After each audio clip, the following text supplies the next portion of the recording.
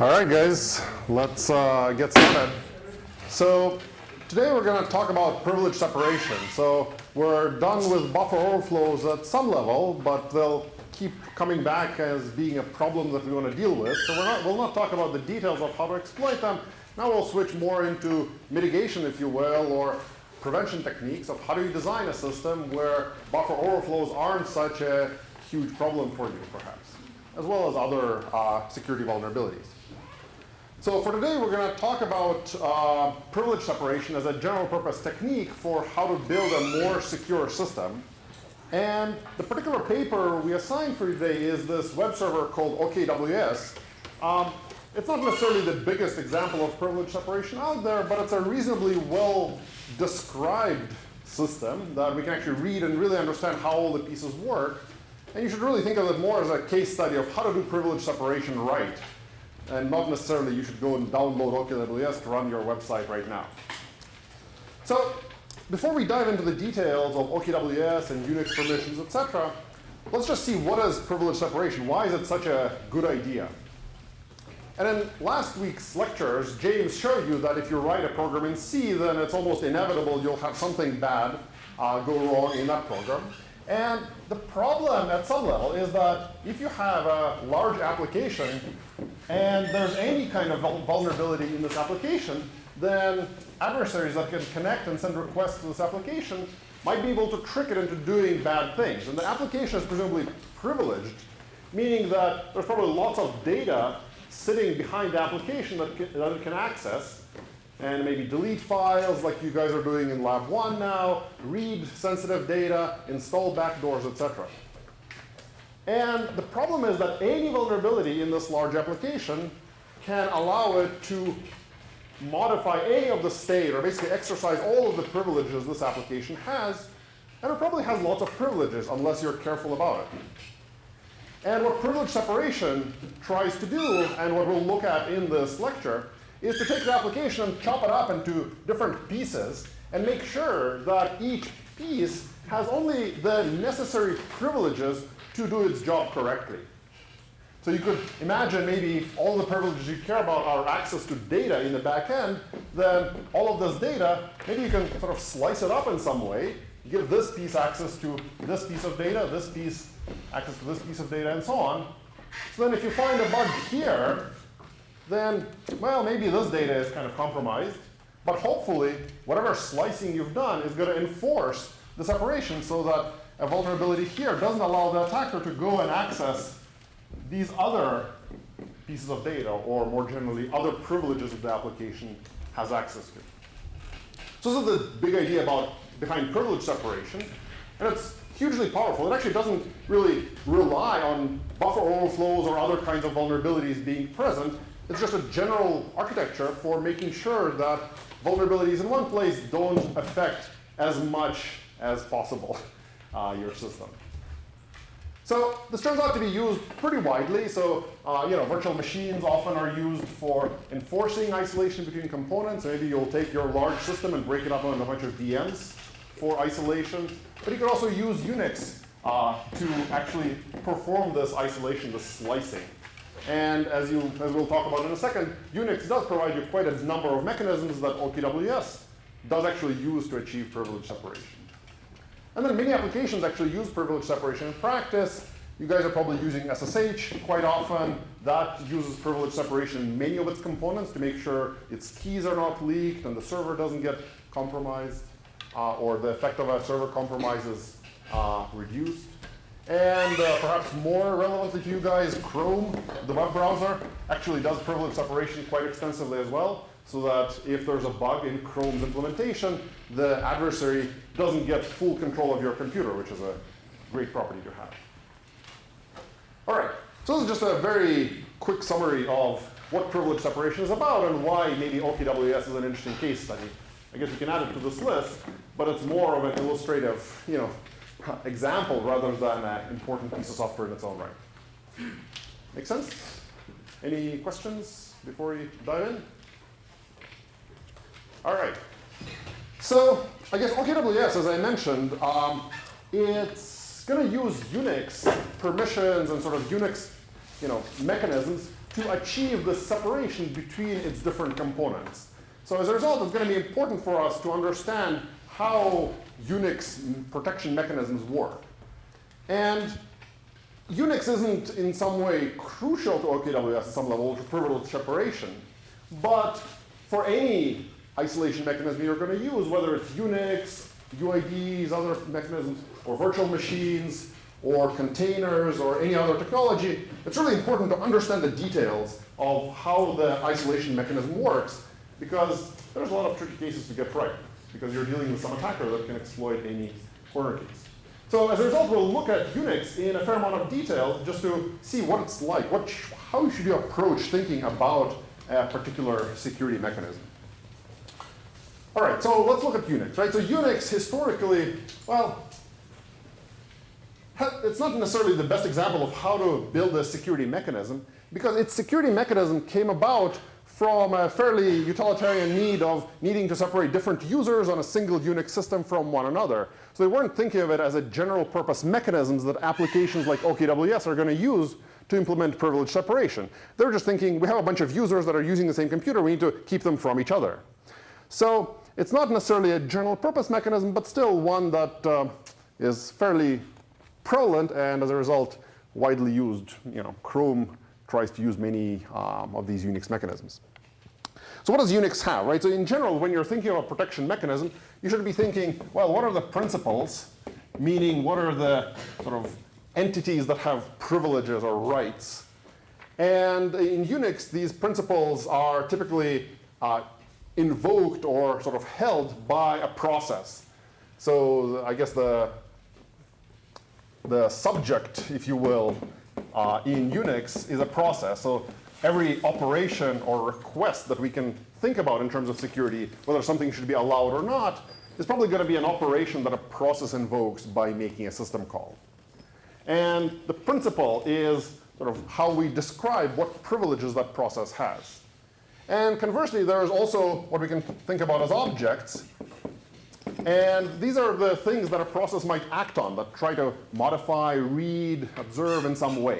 And there's actually a lot of different kinds of objects you might worry about protecting in an operating system. So what do you guys think? What should we worry about protecting? Files, yeah, great, yeah, so that's a big one. That's where all of our data lives, right? There's a closely related thing we might worry about, directories. Turns out to be pretty important also from a security standpoint. Anything else? Sockets. Yeah, okay, great, yeah, networking, sockets.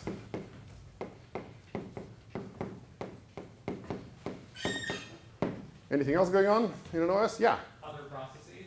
Oh yeah, man, actually, yeah, this is like stuff that the application or the user might care about, but then there's all kinds of internal stuff that you have to protect as well. So a process is not just a subject that's making a system call, but a process is also something that another process can act upon. It can kill it or create a new one, etc. And we have to figure out what are the rules for thinking of a process as an object you can manipulate. Other things we might care about? Yeah. Environment variables. Yeah, I guess they're probably not an entity you can modify in the sense of being managed by an OS and having some sort of a security policy.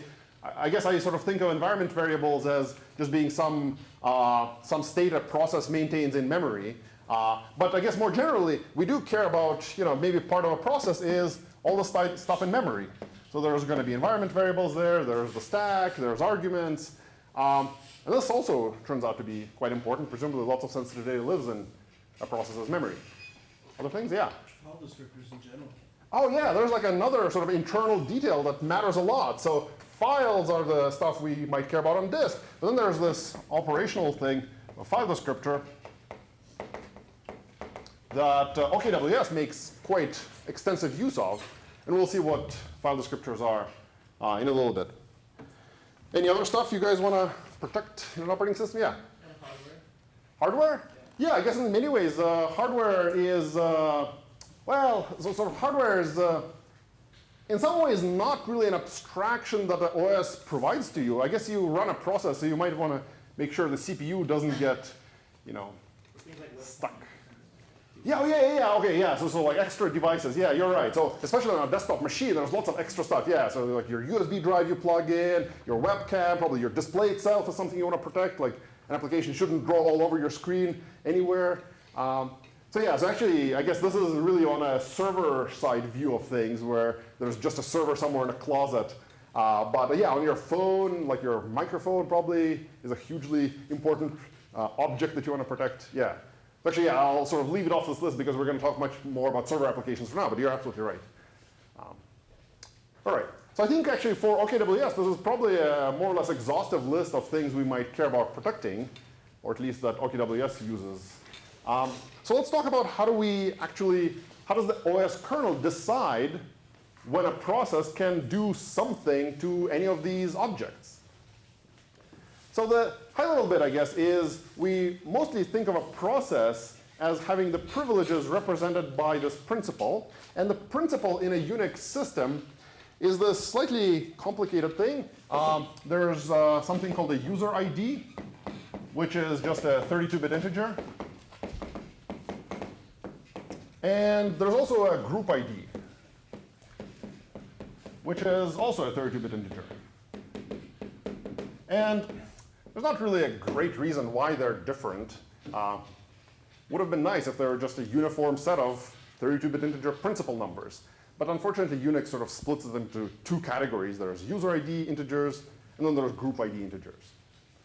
And a process, when we talk about a process having certain privileges, we typically think of a process being associated with a particular UID value. So a process, for the most part, has a single UID. As with almost everything else, there's complications everywhere in Unix. But I'll simplify it for now. A process has one UID, and there's also a list of group IDs that a process has. And for historical reasons, the group IDs are split into one and then a list of others. But roughly, a process can then exercise the privileges represented by all of these identifiers. So if there's something accessible to this user ID, a process can do stuff with it. All right, so that's how we think about what privileges a process has. So now let's talk about files, directories, and other kinds of objects. So what happens with files? So how do Unix permissions for files work? Well, in Unix, every file has, well, actually, maybe a better way to start is to think of what operations do we care about. So for files, things are relatively straightforward. For files, you probably care about, read, write, maybe things like execute as well, change permissions, maybe change other security properties. Unlink? Well, so is unlink a property of a file itself, or is it a directory thing? It's actually a little not clear. I guess at least the way Unix thinks of deleting a file is that it's really a directory kind of a thing. So because in Unix, you can have a file is really an inode. And in Unix, you could have multiple hard links to an inode. And when you unlink a particular name from a Unix file, what you're really doing is killing one of the names for that file, but it might have other names, other links to it. So what actually matters is whether you are allowed to modify the directory pointing at the file and not do something to the file's inode itself. So typically, unlink and link and rename, create, are operations that we sort of think of as being associated with the directory, although they're actually related, right? So create affects both the directory and a new file as well. So we have to figure out what are the rules there. Okay, so what are the rules, right? So in order to help us decide when someone can read or write a file, we're going to stick some permission stuff or bits in the file inode. So in Unix, every inode, meaning something that ends up being the file or the directory, has a couple of interesting fields for security purposes.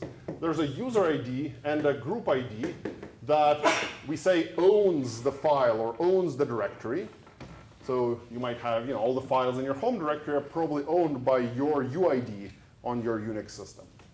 And then there's also a set of permission bits in Unix that you can sort of think of as a bit of a matrix. So we want to have, well, in Unix there's basically a basic design. There's read, write, and X for execute permissions. And we can specify these permissions for different entities. And in Unix, you sort of specify it for the owner, meaning for the UID of the inode, for the group that owns the file, this GID, and everyone else, other. And you can sort of fill in this 3x3 binary matrix. So you might say, well, yep, I can read and write and maybe not execute this file. People in that GID might be able to read but not write this file. And everyone else, well, maybe they can also read it but not do anything else with it. So this is the way Unix stores permissions.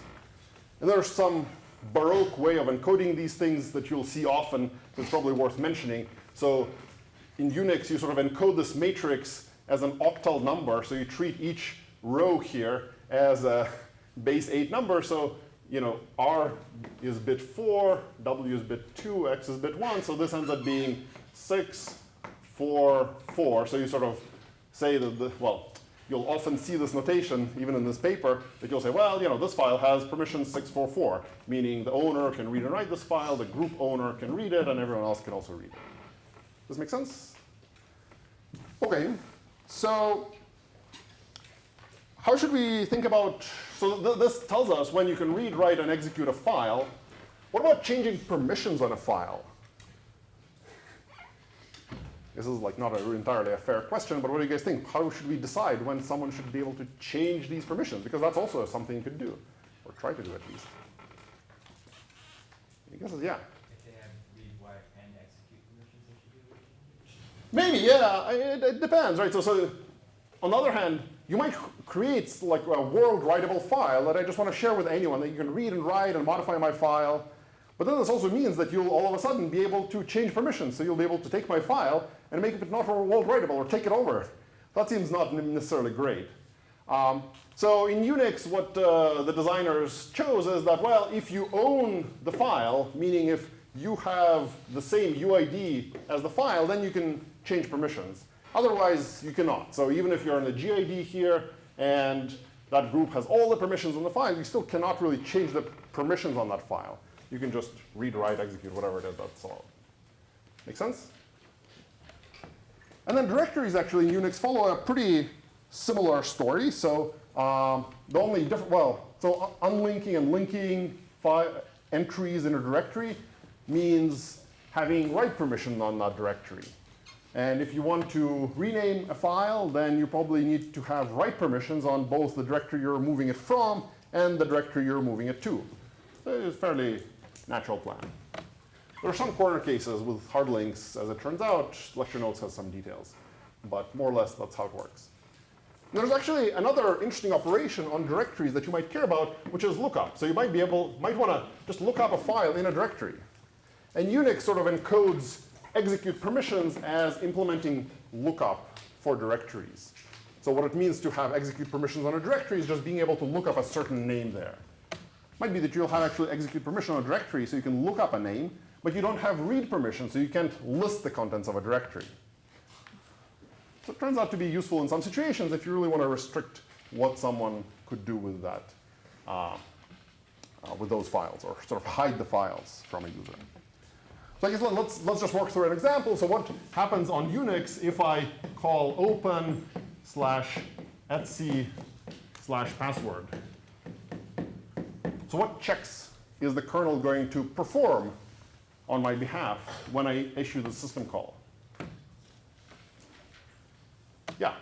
It checks whether you have execute permissions on etc. Yeah, well, that'll happen somewhere, yeah. So I need execute on etc.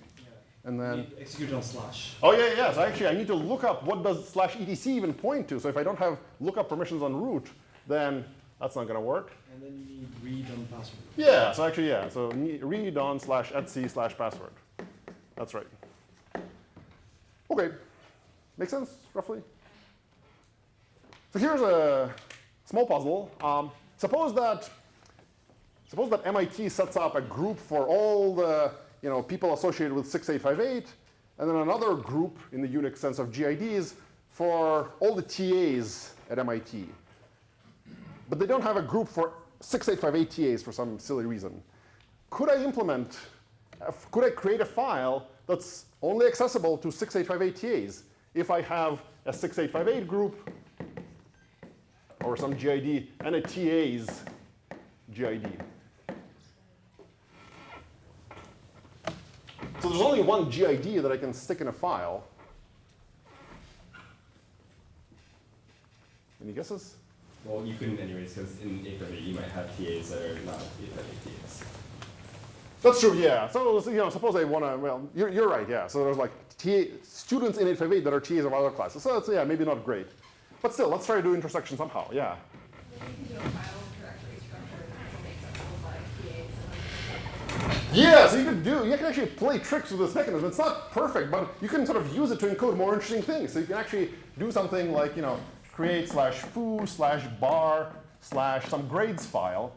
And what I'll do is I'll actually make foo owned by, or set the GID to 6858, and only make it executable for the group. So unless you're in this group, you can't even look things up in /foo. And then I could set the permissions on bar so that the GID is for TAs, and then it's executable for group as well, and not others. So then unless you can actually traverse this path, you can't get to this grades file. It's kind of, cute hack, if you will. But these kinds of tricks are things you end up doing with whatever the base primitives are that the isolation mechanism provides to you. And even OKWS plays some of these tricks as well in their design. Make sense? Questions? Yeah. So if the permissions on the grades file itself were, let's say TUID was 6858, then could a TA link it to some other directory and allow anybody in 6858 to access it? Yeah, potentially, right? So you might worry about other things like leakage now. So Unix in general doesn't try to enforce these kinds of transitive security properties, meaning that once a process has access to some data or has some privileges, it can basically delegate those privileges to anyone at once. There's other kinds of systems called mandatory access control systems. We'll perhaps talk about them later. But those try to actually enforce this transitive property that if I give it to you, then you can't give it to other people. You're basically stuck. It sort of taints you and you can't go anywhere else.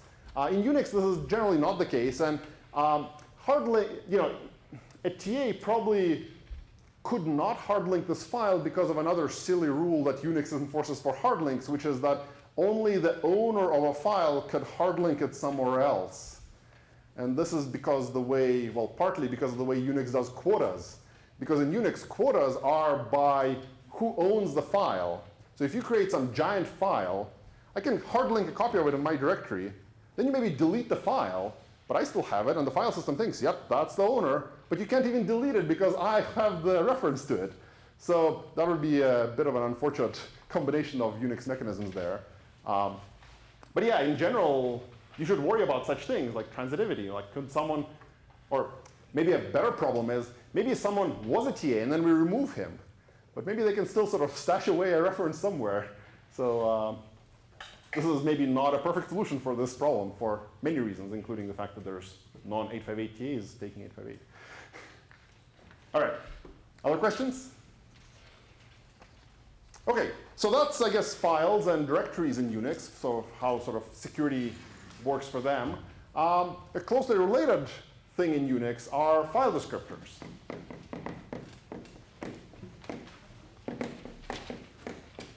So file descriptors are used pretty widely in OKWS, and what a file descriptor represents in Unix is basically an open file. So in Unix in particular, turns out that the security checks on opening a file are performed, or security checks for accessing a file are performed when you open the file in the first place. And from there on, you have basically a handle on the file where anyone with that handle can now perform operations on that file. So the rules for basically accessing a file descriptor are if you have an open file descriptor in your process, then you can access it. And security checks don't apply in the sense that to get that file descriptor, you could have just opened the file, in which case these regular checks would have applied. Or some other process might have passed the file descriptor to you. So you can pass file descriptors by inheriting from a parent. So a parent can pass a file descriptor to a child process, or you can pass file descriptors through sockets in Unix. But however you manage to get a file descriptor, you can read and write that file descriptor all you want, because the security checks have already been done when the file descriptor was initially created. So it's actually a nice way in Unix to give someone privileges that they don't otherwise have. So in OKWS, there's probably many components that need to access a certain socket or file or whatever you have it. And one way to implement this without giving them direct access to read and write the file in the file system is to have someone else open the file, create a file descriptor, and then pass it to this extra component. This way you can really precisely say, that's the only file descriptor you'll ever have. And there's nothing else they can try to do in the file system that might be funny. Make sense? So in fact, it has fairly simple rules, I guess. If you have a file descriptor, you can do whatever you want with it. OK, so what about processes? So what are the rules there? I guess what can you do to a process? And in Unix, it's fairly simple. You could, I guess, create a process. You could kill it. You could debug it. There's this mechanism called ptrace in Unix, and probably a couple of other things. And the rules are relatively straightforward. So you can always create a process, more or less, except that the child process is going to get the same user ID as you. So you can't create a process with some other user ID by default. So you can't sort of say, well, I'd like to create a process running as web, one of my TAs. Well, the operating system kernel will not let me do that.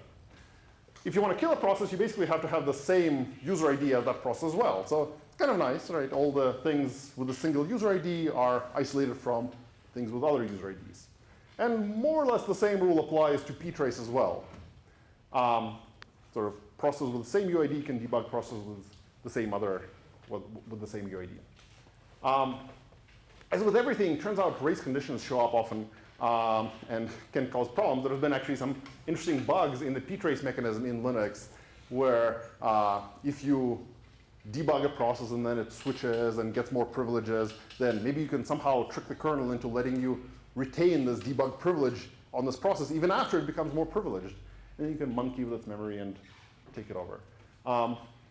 But at least the basic design that you probably want to enforce is roughly processes with the same UID can act on each other and otherwise not.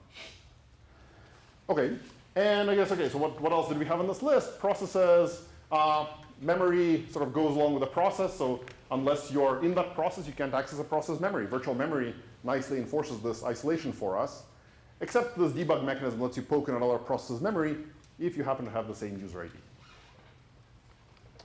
OK, and then I guess the other remaining thing for us is networking. And networking in Unix doesn't really fall in the same model, partly because it came about later. So the Unix operating system was designed first, and then networking came along and became popular. And it has a slightly different set of rules. So I guess the operations we really care about on the network is presumably connecting somewhere, or maybe listening actually for connections as well. So you might want to connect to some web server, or you might want to run a web server yourself and listen on a particular port. Maybe you want to actually read data from a connection, or read-write data on some existing connection. Or maybe you want to send the raw packets or receive.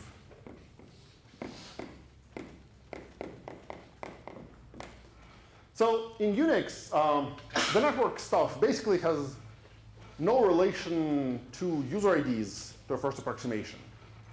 The rule is anyone can always connect to any machine or any IP address, can always open a connection. If you want to listen on a port, that's where one difference shows up, which is that most users are prohibited from listening on ports below a magic value of 1024. So basically, if you listen when the port is less than 1024, then you have to be a special user called super user with a UID of 0. And in general, Unix has this notion of an administrator or super user, which is represented by having a UID of 0 that can bypass pretty much all these checks.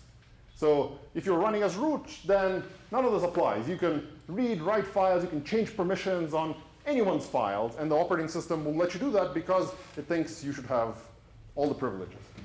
And one sort of thing you really need it for is for listening on ports below 1024. Any idea why this weird restriction? Who cares about your port number, man? Yeah. They like defined specific port numbers to be certain things, like HTTP is like 80. Yeah, okay, so like HTTP is 80 here. On the other hand, other services might be above 1024. So why this restriction? Why is this useful? Seems to complicate my life more. Matthew, you, yeah. No, I was gonna say you don't want random services just listening on HTTP. Yeah, so I think the reason for this is that it used to be the case, at least, that you would have these machines where there's lots of things running. There's users logging in, there's services running, and you want to make sure that some random user logging into a machine doesn't all of a sudden take over the web server running on that machine, because people connecting from outside don't really know who is running on that port. They just connect to port 80. And if I was able to log in on that machine and start my own web server, then I'd just take over all the web server traffic to that machine. And that's probably not a great plan. So this is one way that the networking subsystem in Unix prevents arbitrary users from impersonating what are called well-known services running on these low port numbers. So that's sort of one rationale for this restriction here. And then in terms of reading and writing a data on a connection, well, if you have a file descriptor for a particular socket, then Unix lets you read and write any data you want on that TCP or UDP connection. And then for sending raw packets, Unix is actually pretty paranoid about this, so it actually will not let you send arbitrary packets over the network. It has to be in the context of a particular connection. Except if you're root, of course, then you can do whatever you want. That make sense? Somewhat? Any other questions about all this Unix machinery? Okay, so one interesting question we could try to ask is, where do these user IDs come from? So we talked about processes having a user ID or having a group ID, and if you run PS on your machine, you probably see lots of processes with different UID values. Where do these guys come from? We need some sort of a mechanism, really, to bootstrap all of these user ID values. And the way it works in Unix, at least at the mechanism level, is that there's several system calls for doing this. And so initially, to bootstrap these UID values, there's a system called setUID that you can pass some sort of a UID number to. And it'll set the user ID of your process, of the current process, to this value. This is actually a dangerous operation, of course. So in sort of Unix tradition, you can only do this if your UID is equal to 0. Well, must have. So if you are this root user with UID 0, then you can call setUID and switch your user ID to anything else. And there's a couple of other similar system calls for initializing the GIDs associated with the process. It's setGID and setGroups. So these system calls together let you configure the privileges that a process has. So typically, when you go and log into a Unix machine, the way that your processes get the right privileges is that you're initially actually not talking to a process running as your UID, partly because the system doesn't know who you are yet. Instead, what you initially talk to in Unix is some sort of a login process. So maybe SSH runs a process for anyone that connects to it and tries to authenticate the user. So this login process runs with UID equals 0 as root.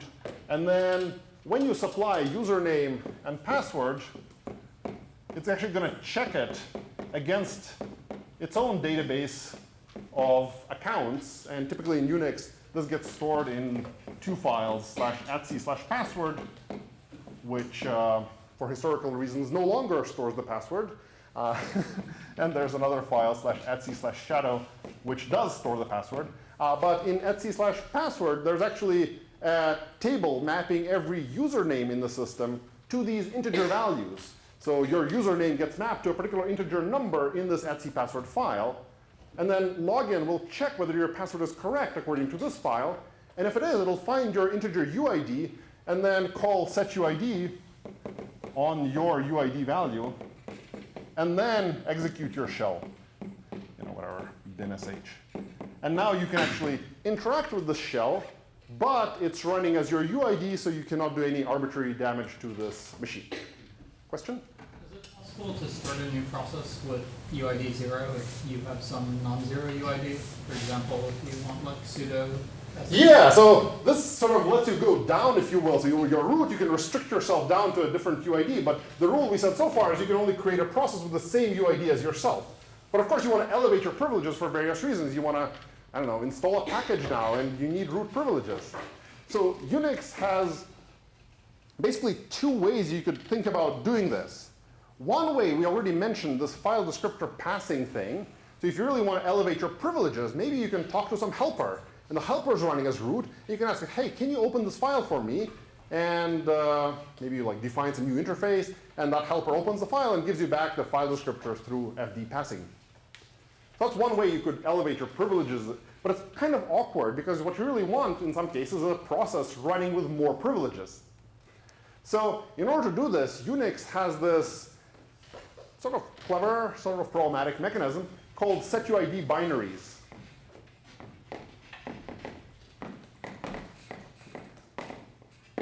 So setuid binaries are just regular executables in a Unix file system, except that when you run them, when you sort of call exec on a setuid binary, one example is, for example, /bin/su on most machines, or sudo as well. There's a bunch of setuid binaries on a typical Unix system.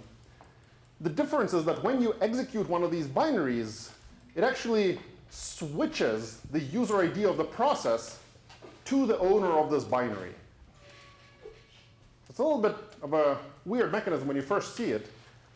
Typically, the way it's used is that this binary probably has an owner UID of 0, because you really want to regain lots of privileges. You want to regain root privileges.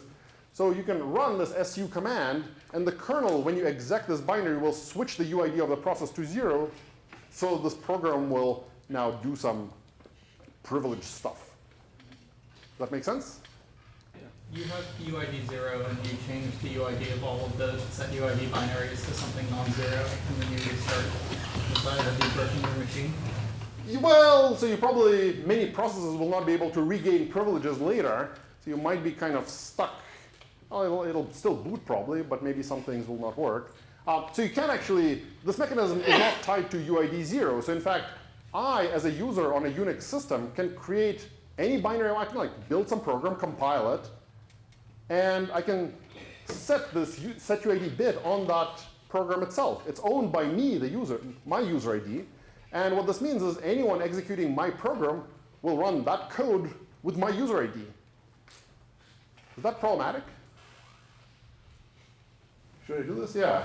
Also, if there was a bug in your application, then suddenly someone could do anything as you, not just what the Right. program was designed to do.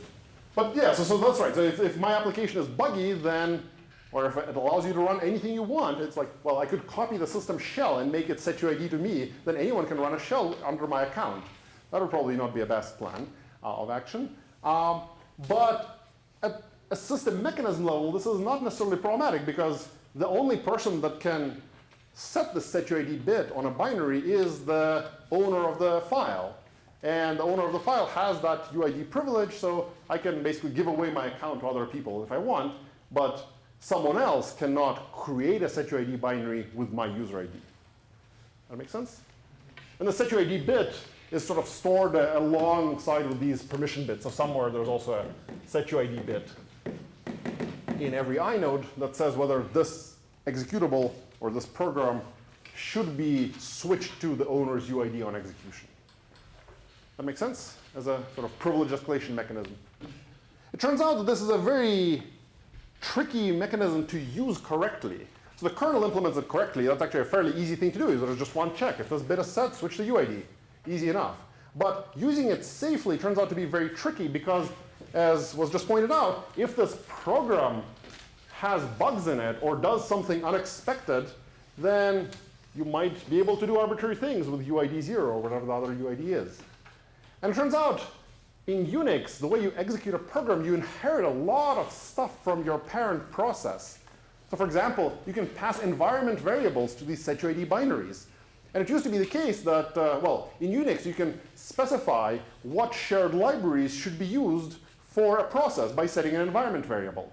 And it used to be that these setuid binaries weren't careful about filtering out these environment variables. So you could run bin su, but say, well, use my shared library for things like printf. So your printf is going to run when bin su prints something out, and you can get it to, you know, run a shell instead of printing stuff. So there's many other subtle things that you have to get right in terms of this program not trusting the user input. And this is actually quite different from how you think of writing most Unix programs. You generally do trust the user input a lot. So for this reason, this setuid mechanism hasn't been the most secure part, in some sense, of the overall Unix system. All right, any questions about this stuff? Yeah. Does that UID apply to groups as well, or just users? There's actually a symmetric set GID bit you could set. Why not?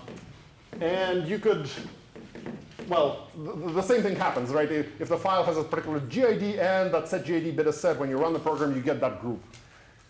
It's not used a lot, but it is useful in cases where you want to give very specific privileges. So here, like bin su probably needs a lot of privileges, but it might be that there's some program that needs a little bit of extra privilege, like to maybe write something to a special log file.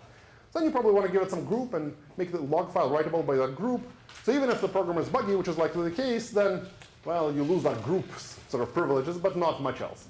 So it is sort of useful as a mechanism, but it doesn't show up often because it's, I don't know why. People should use it more. Yeah. Yeah. So if you can change the owner of the file? Yeah, so it turned. Different Unix implementations have slightly different checks for this. The general rule of thumb is only root can change the owner of a file, because you don't want to create files owned by someone else, and you don't want to take over other people's files, of course, either. So in general, if you're a particular non-zero UID, then you're sort of stuck. You can't change owner of any file. If you're a root, you can change it to anything you want. There's some complications if you were a setuid binary and you switch from one UID to another. It's a little bit tricky, but for the most part, you basically can't change the owner of a file unless you're a root. Make sense? Other questions about this machinery? It is admittedly a slightly baroque system, right? You could probably imagine lots of ways in which you could simplify this. But in fact, most successful systems sort of look like this as they evolve over time. And as it turns out, you can make some good use of these sandboxing mechanisms. And these are just sort of the basic Unix primitives that show up in pretty much every Unix-like operating system. So Mac OS X has this, Linux has this, FreeBSD has this, Solaris, if anyone still runs it, has this, etc. But in every one of these, there's actually more sophisticated mechanisms that you might use. So Linux has something called seccomp for sandboxing processes. Mac OS X has its own thing called seedbelt. And there's all kinds of extensions.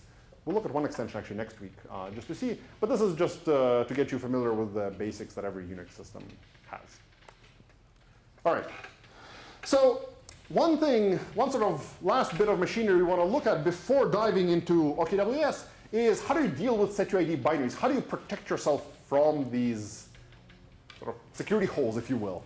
So the problem is that inevitably you'll have some setuid binaries in your system, like /bin/su or sudo or what have you. And there's probably bugs in these programs. So if someone can execute the setuid binary, then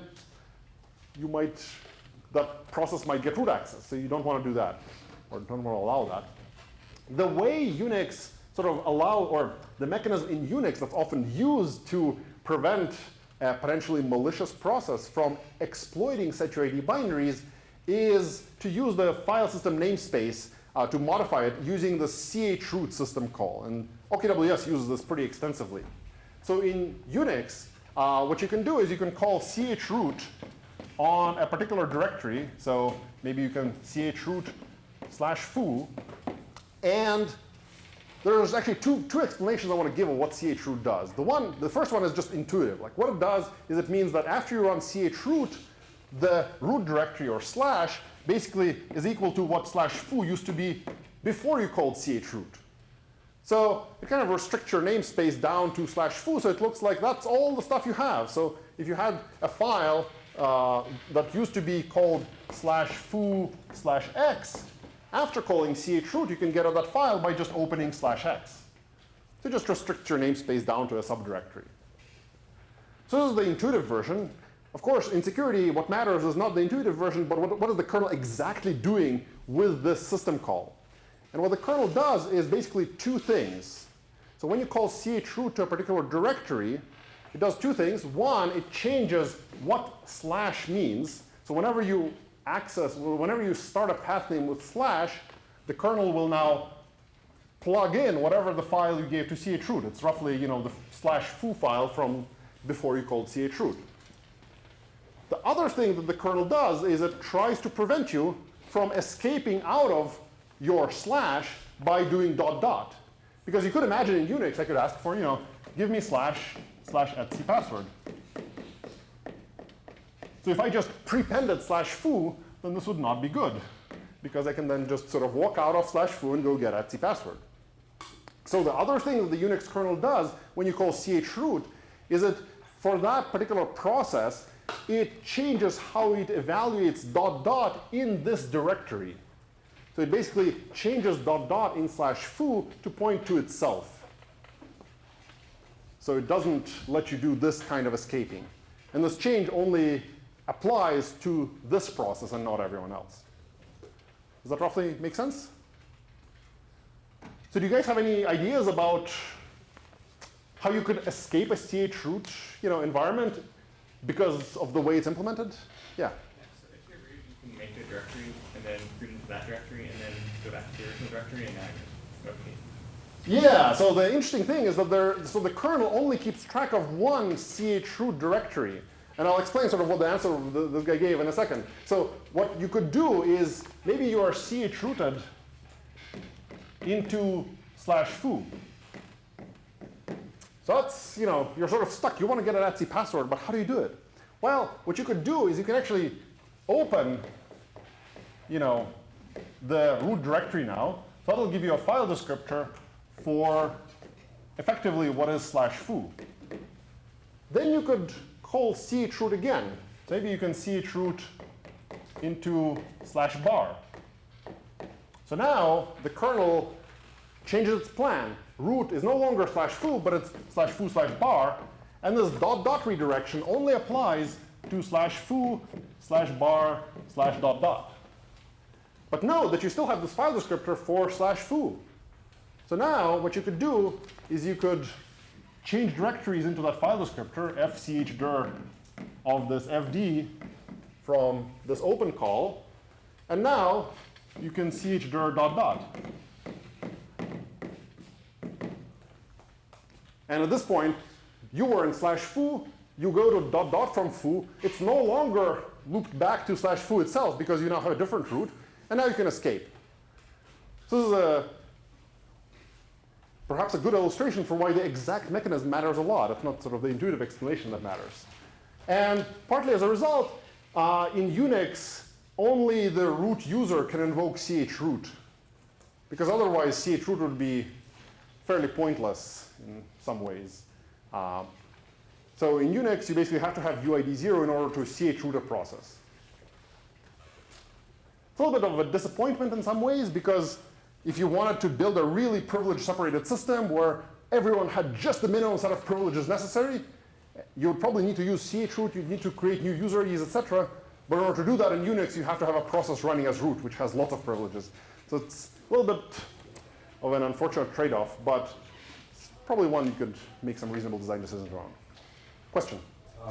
If in the root directory, so in /foo, if you have a link to a file that's in /, are you also able to access it? No, so actually, well, unless you do this trick, the kernel evaluates symlinks in your root context, if you will. So if you have a symlink to /etc password, it'll evaluate as if it's a symlink to /foo/etc/password. A hard link would not be sort of protected, yeah.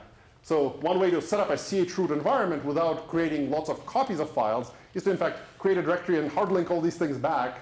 It's fairly cheap, and then use it. Question? only generates inodes, and like I actually know because using the file descriptor to FC. Yeah, right. So like a huge important detail here is that you can only access a file by path name, not by saying I want to open inode number 23. This might be some weird file out there outside of my chroot. So in Unix, you cannot open an inode by inode number, unless you're root, of course.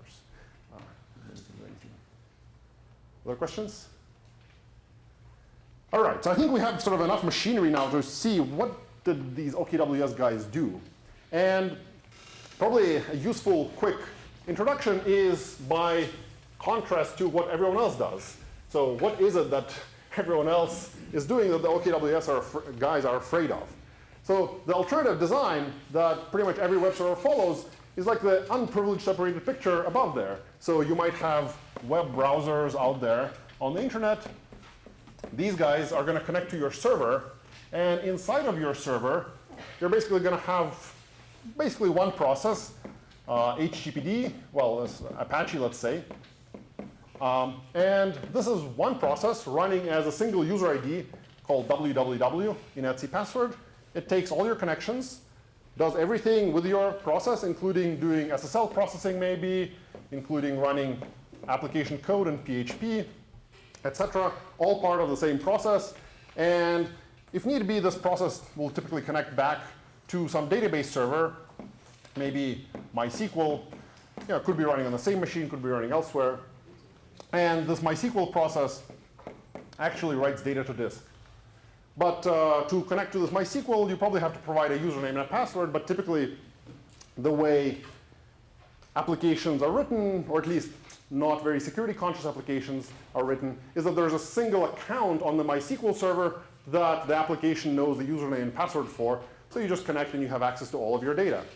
So super convenient to write because you just write whatever code you want. You can access whatever data in the database you want. There's no real isolation. But it has security problems that these guys worry about. Namely, if there's bugs in Apache, maybe in SSL, maybe in the application code or in the PHP interpreter, then inevitably the answer is if there's a bug and you can exploit it, then yep, you get the whole application data contents. Does that make sense? If you had some questions, sorry, before. Nope? Oh, yeah, it's fine, thank you. All right, no worries. OK, so this is the sort of state of the art that these guys really wanted to protect against. And in their case, I guess they worried a lot because they were thinking, well, they're building basically a dating website, okcupid.com, and they really wanted to make sure their, I guess, reputation wouldn't be damaged by these data disclosures. So, in fact, I guess so from talking to the guys that wrote this paper, it seems like they actually haven't been compromised, or at least not that they know of, or their data wasn't leaked. And it seems to be partly as a result of running OKWS, partly as a result of maybe more proactive monitoring that they do, et cetera. But it seems to have worked out reasonably well for them, to some extent, I guess, because of this architecture that they have. OK, so the reason that it's hard, or the reason that people, I guess, don't break up their applications into smaller components is because it actually takes quite a bit of effort to separate out all their pieces of code and define clean interfaces between them, decide which data every component should have access to. Or if you decide to implement a new feature, you're going to have to change the data that every component has access to give it new privileges or take them away, et cetera. So it's a bit of some overhead for privilege separating an application. But in their case, I guess they decided it was worth the effort.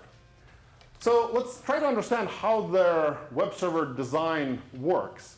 And perhaps one way to do it is to trace out roughly how a HTTP request gets processed by an OKWS server.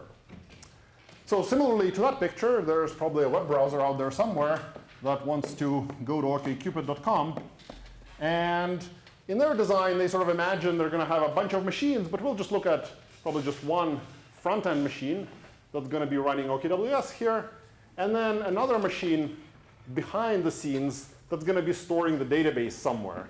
And I sort of imagine they're probably also using MySQL because it's, it's a nice piece of software in many ways. They don't want to re-implement this functionality, but they want to really protect this data. so that it's really hard to get to the raw disk or the raw database. So how does a request work, or sort of how does a request get handled by OKWS? Well, the request first comes in and gets handled by this process they call OKD for the OKWS dispatcher. So this guy looks at what the request is asking for, and then actually does a couple of things. So first, it might need to log the request. So it forwards it to this component called OKLogD.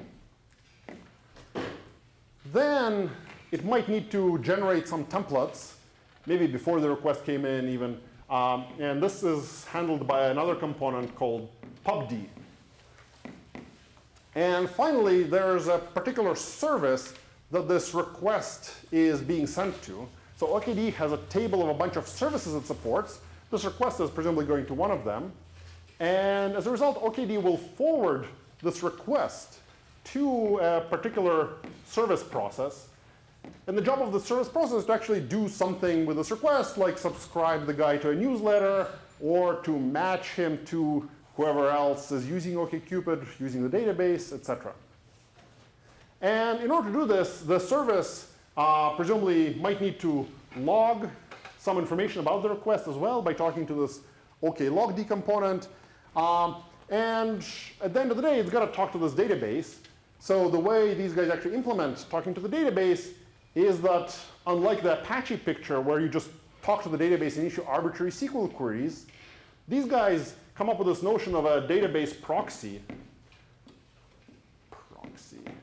that sort of sits in front of the MySQL database and accepts requests from this service to do some queries. And I think that's most of the picture for OKWS. There's another component in this whole picture that starts this whole mess. So they have another component called OKLD for the OK launcher daemon. And this guy is responsible for starting all these processes on this front-end web server machine. So hopefully some of these things actually look familiar, because this is exactly the architecture of ZooKWS for your lab assignment. So this is basically what our design is all based on. So it seems like a nice design, actually. Well, we don't have pubd or logd, but we have these two guys and a service. No database proxy either. All right. So any questions about OKWS here? Yeah. Proxy does not accept SQL queries. It accepts some sort of... Yes, what does this interface look like? They don't really describe it in a lot of detail, but one thing I sort of imagine you could do in this database proxy is basically have this supply a bunch of arguments for SQL query templates. So it might be that this DB proxy, this one in particular, maybe is for finding, I don't know, your friends or something. So inside of it, inside the DB proxy, maybe there's a template query like, select, ID from friends, where user, I guess this is like the ID of the friend, and this is the ID of the person who is the friend of. The user equals, I don't know, %d or something, or %s here, right? And they sort of sanitize the string. And I imagine this RPC request here sort of looks like, do query 1, and the argument is, I don't know, Alice. So I sort of imagine this RPC interface probably looks like this, where the application knows ahead of time that this database proxy is willing to run like 3 kinds of queries on its behalf. And now I want to run query number 1, and the argument is Alice. And that's sort of the way I get access to any data in the database. Does this make sense? This actually, yeah. So could an external user at the web browser level send a request like that to the database, or is that all internal data? Well, yeah, so how does this work? Like, this is actually kind of weird that this is a separate machine, because now it seems like, why don't you just connect to the database proxy yourself or to the MySQL server, right? So what prevents this in their design? Firewall. Yeah, so probably at some level, they don't really describe this in too much detail, but probably this is some internal network where there's like a switch here, and this machine is connected to the switch, this machine is connected to the switch, but this switch is not reachable from the outside world. Maybe there's like an internet connection here, and those guys are some backend network. Or maybe they're actually on the same network, but there's a firewall here that has rules that says, well, you can only connect to this front-end machine on port 80. You cannot talk to the back-end server. So that's one plan. I guess the other plan they have in mind is that actually when you connect to this database proxy, you have to supply this 20-byte token thing.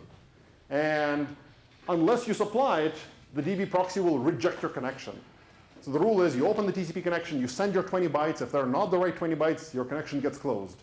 And hopefully this is something that's relatively easy for the database proxy to implement so that there's probably low probability of a bug in that token checking logic that's right up front. And unless you have the token, you will not be able to do anything else of interest to the database server. So that's, I think, their sort of design goal here. Make sense? All right. So let's try to figure out, I guess, how these guys isolate these different processes. So how do they make sure that all these components don't sort of trample on each other? What's the plan? Yeah? Different routes and different user IDs. Yeah, so pretty much every one of these components runs as a different UID. So they have this whole table in the paper that describes for every component where is it running and what's the UID. So you can sort of write this out, right? So OKD has its own UID, PubD has its own UID, the logger has its own UID. OKLD runs as root, which is kind of unfortunate, but maybe all right.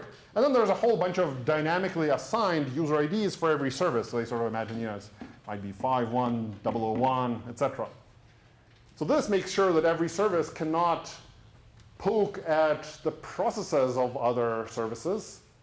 And they also use chroot pretty extensively. So every one of these guys is chrooted into some directory. They sort of initially say, well, you should really chroot everyone into a separate directory.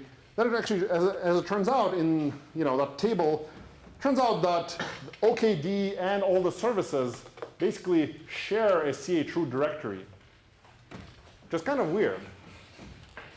Why do you guys think they put OKD and the services into a single chroot and not give them their own chroots? Seems weird, yeah. OKD is not root. Well, yeah, but like, why don't they put PubD and OKLogD and everyone else in the same chroot as well? Oh, OKLD service. Yeah, OKLD is actually sitting out here in a separate chroot. This guy. Actually, OKLD is not chrooted. Sorry about that. Yeah, these guys are chrooted. Does it matter? Yeah. OKD and services have to share a lot of data, whereas the others don't really, so you might as well isolate them.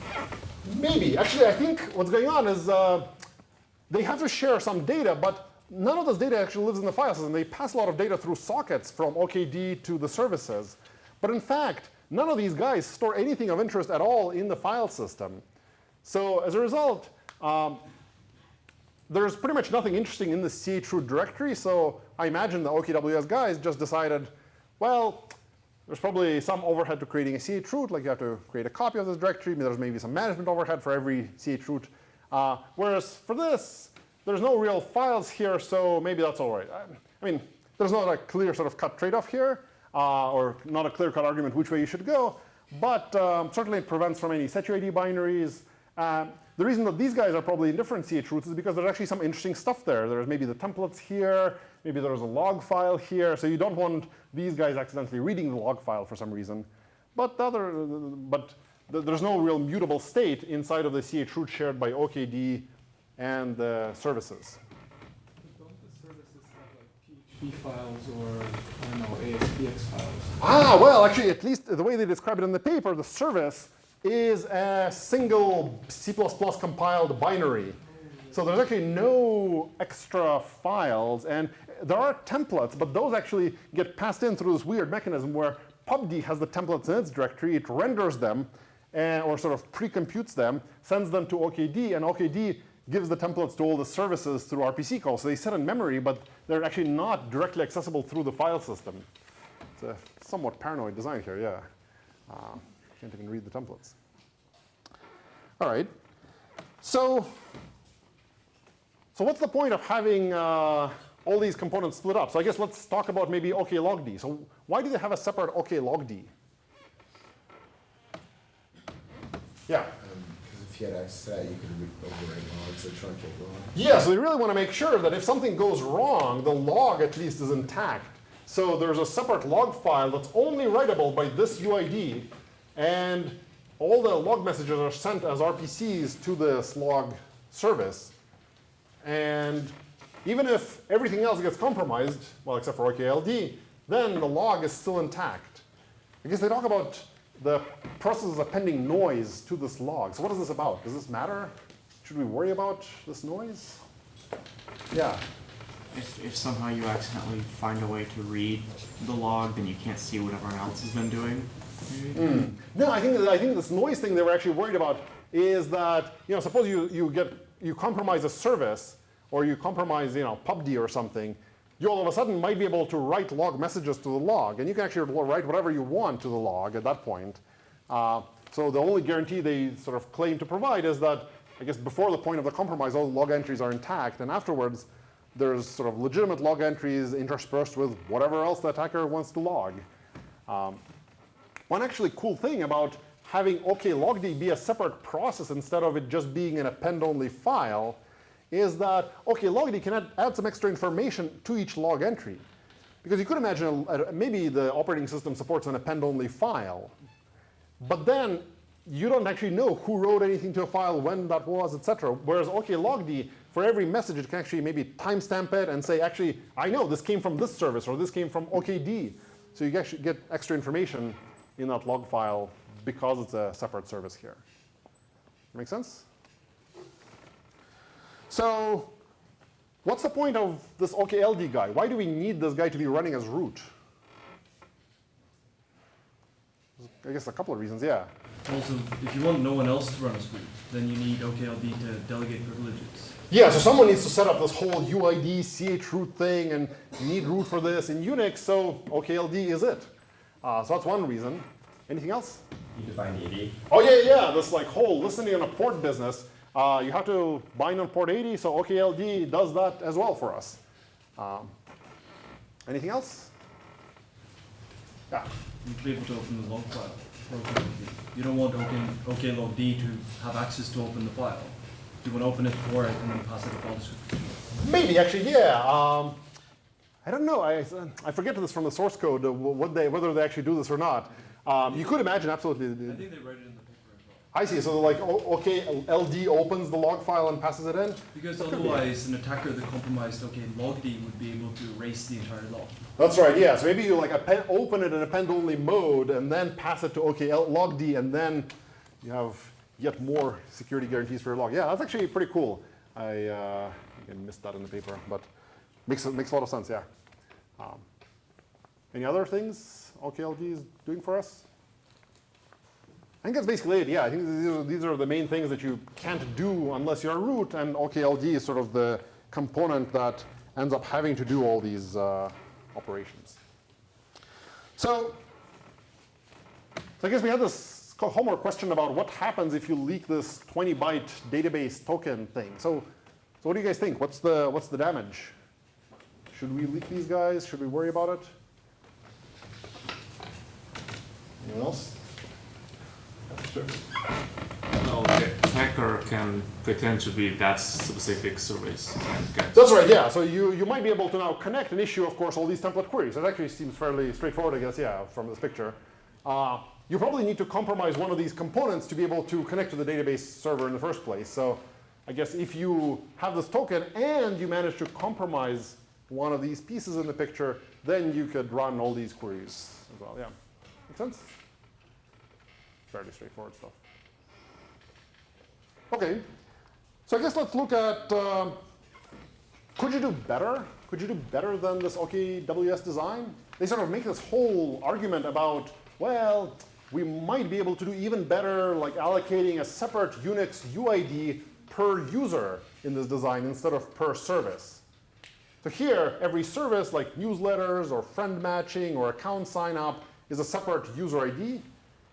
But every OKWS user isn't really represented by a Unix UID. So they're like not really user IDs, they're service IDs. So would it make sense to have different UIDs for every OKWS customer? Is this a reasonable plan? Yeah. Well, so at the moment, if one user compromises the service, then they can get access to all the other users' data for that same service. That's right, yeah. Whereas if you had essentially a separate service and a separate DB proxy for every user, there's no way you could access anyone else's data either. Right. So it could be actually a stronger model. So especially for, well, I guess there's really two reasons why I think the OKWS guys don't go to that extreme model. One of them is they make a big deal in this paper is performance, right? So if you have, I don't know, a couple of million users on OkCupid, then all of a sudden you have a couple of million processes running here, or maybe a couple of million DB proxies, or, well, maybe you can optimize something on the DB proxy side. But here, yeah, you'd have a couple of million user IDs, and either you have a lot of processes running all the time, or you're starting these processes on demand. And starting a process involves some non-trivial amount of overhead. So you probably wouldn't be able to get as good of performance numbers as these guys are able to show with OKWS. So there's a performance argument. Question? Yeah, I remember reading the paper that it said that the performance of this system was better than others. Yeah. How come? Well, I think it's partly because they fine-tuned their design to their particular workload. And it's also they write their whole thing in C++. So if the alternative is you're writing some stuff in PHP, then you're probably going to win on that front. It's also the case that they don't have nearly as many features as, let's say, Apache has. So Apache has a very general purpose design. So it has lots of processes running. It restarts them every once in a while. It actually has every TCP connection tying up a process for the duration of that connection. They do keep alives. That also increases the number of processes you have to run for their design. So all those things just add up in terms of overhead for Apache because it wants to handle anything possibly you could do with a web server. Whereas these guys, I think, are very specific. We're just going to run these services, very quick requests, and no even static file serving as if they can help it, etc. But I think there's actually other web servers out there these days that probably can match the performance of OKWS if you really wanted to. So for example, Nginx is a very optimized web server you can run these days. If you want fast application performance on the server side, you probably want to keep a long-running process, very much like the OKWS service thing. And the fast CGI is a common mechanism or sort of a protocol that you could use on the server side to implement this even in Apache or Nginx as well. So I think many of these performance ideas aren't exclusive to OKWS. You can perform the same performance tricks in other servers as well. They just show that better security doesn't preclude these tricks. You could still get good performance. And I guess for them, they were just initially starting out with an Apache-like design where they were willing to pay the price if it was easy to program and secure, but it just wasn't secure. So they said, OK, well, we'll do this. And I don't think that performance was as necessarily big of a goal for them. I guess they wanted to, well, actually, at the time, they had some problems in terms of performance as well. So I think they really wanted good performance. But anyway. Any other questions about this stuff? OK, so I guess I was saying, so one reason why these guys don't want to run a separate service per user is the fact that there's performance overheads in doing that. The other reason is that their whole application model sort of hinges around a service having to get access to every user's data, like finding your friends on OkCupid or someone to go out on a date with. And as a result, this per user isolation model might not make a lot of sense because ultimately there has to be a service that you're going to send a request to, and it's going to look at everyone else's data to find your match. So that's probably, as a result, not really amenable. Like even if you had user IDs or some sort of per user isolation mechanism, you would have to give that service access to every user ID anyway. So for other services like maybe Gmail or Dropbox, where it's much more user focused and no sharing, then a per user isolation might make more sense in terms of the benefits you could get out of it. Because maybe like if there's a user ID on the Dropbox server for every Dropbox customer, then, well, yep, there's a process running for you and there's a process running for someone else. And if you exploit a bug, then you can't touch other people's data. So that could be cool. I don't know. Dropbox probably doesn't do this for performance reasons. But you could get some security benefit. Whereas for OKWS guys, I think even functionality-wise, they wouldn't be able to take advantage as much of this model. So maybe for your profile editing service, maybe that could run per user, but the matching thing would still be shared. Make sense? All right, so I guess let's look at whether OKWS actually manages to improve security here. So one way to think of whether a system is secure or not is to look at all the components and see, well, first of all, what's the attack surface? Meaning, how would you try to compromise that component, or how hard is it? And second, what's the damage? So let's go through this list. I guess let's start with OKD. So what's the attack surface? What kinds of things could you use to attack it? I guess here it's pretty straightforward, like all these requests coming from the browser. That seems, pretty good. You can control it probably in lots of ways. You can send lots of strange input. Yeah. So maybe there's like, if this thing is written in C++, so there's probably, these guys were sloppy. I think this guy's a good programmer, but if he was, not very careful somewhere, could easily be exploitable. So what's the damage? Suppose you find a buffer overflow or some other bug in OKD. How bad is this?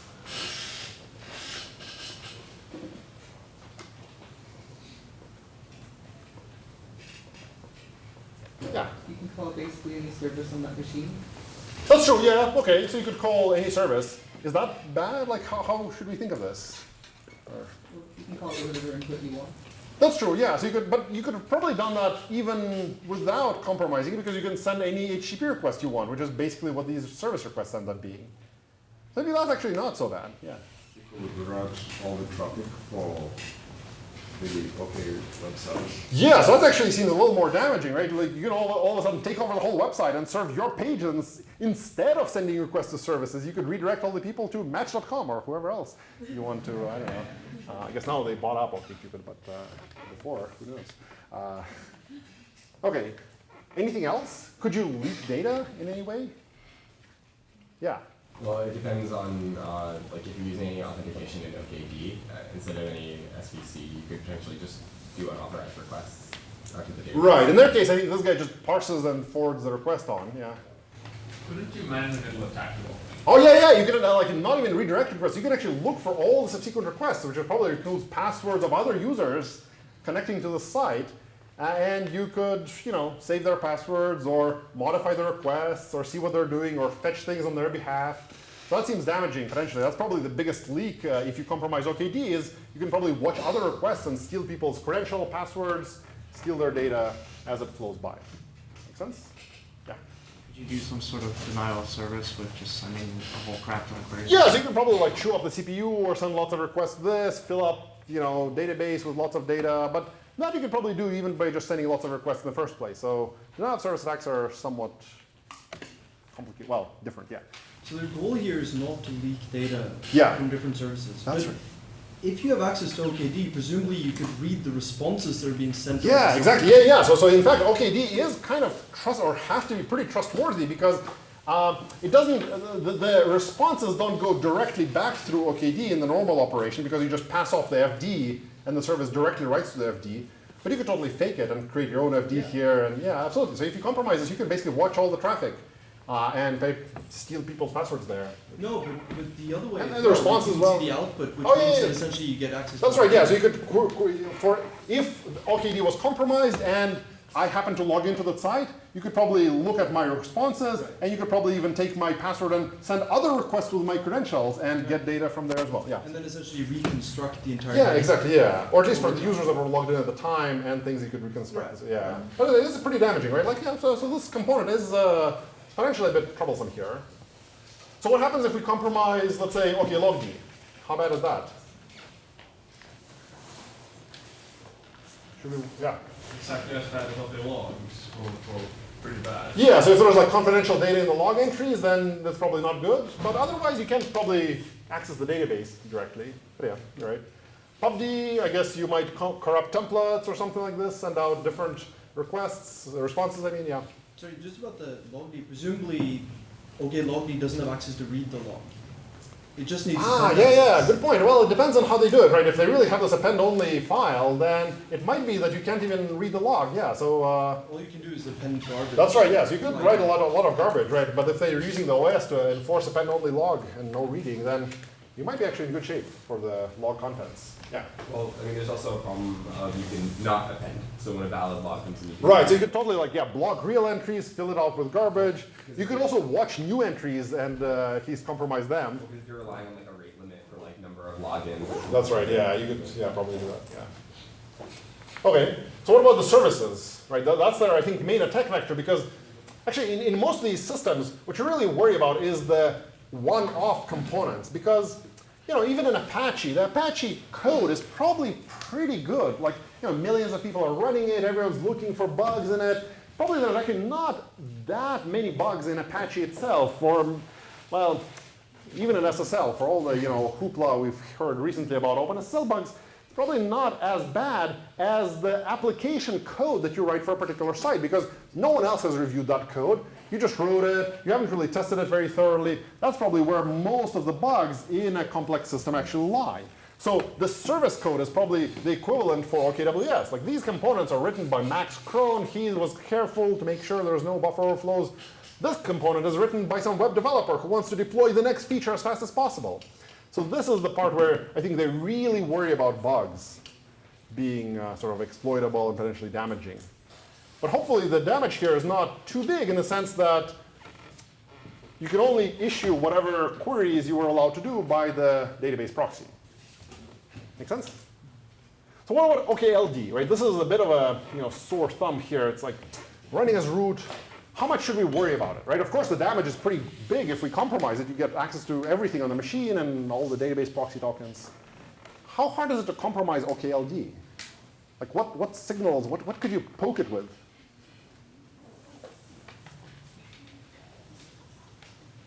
Does it take input? I mean, when you first Yeah, so pretty much the only input it takes is when a child exits, it gets a notification that a child process exited, and then maybe it respawns it or not if it's rate limited.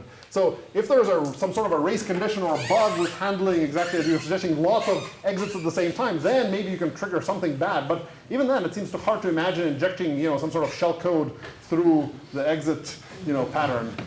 So it's probably a reasonable thing to have to run as root, because it doesn't take a whole lot of input. Make sense?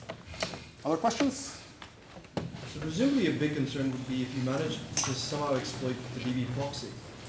Like, if it turns out that it doesn't, it provides an RPC that's limited in scope, but if there's some input you can give that turns out to run a different query than it was expecting to run, presumably that could be a big thing. That could be actually, yeah, a bit of a problem. So what's the damage, what's the attack vector though on this database proxy? I think you have to have access to one of these other components in the first place. So at least you have to now compromise both. You have to find a bug both in the DB proxy and somewhere else. So not necessarily, because the SVC is already forwarding. Right, so if the SVC passes through queries largely unchecked. Also, I mean, say you're trying to log in, right? It will pass. Yeah, like your Alice name goes in the template, and yeah. Right. So you're absolutely it right. passes it straight to the DB proxy. That's right, yeah. Absolutely, yeah. So there might be some DB proxy bugs here that are also exploitable. So anyway, this hopefully gives you guys some sense of how do you think of privilege separating an application. And as we see, it's not perfect. There are still many things that could go wrong, but it seems much better than the non-privilege separated design that we started out with. All right, so we'll have a guest lecture on Wednesday, and then we'll talk about more operating system security next Monday. See you guys then.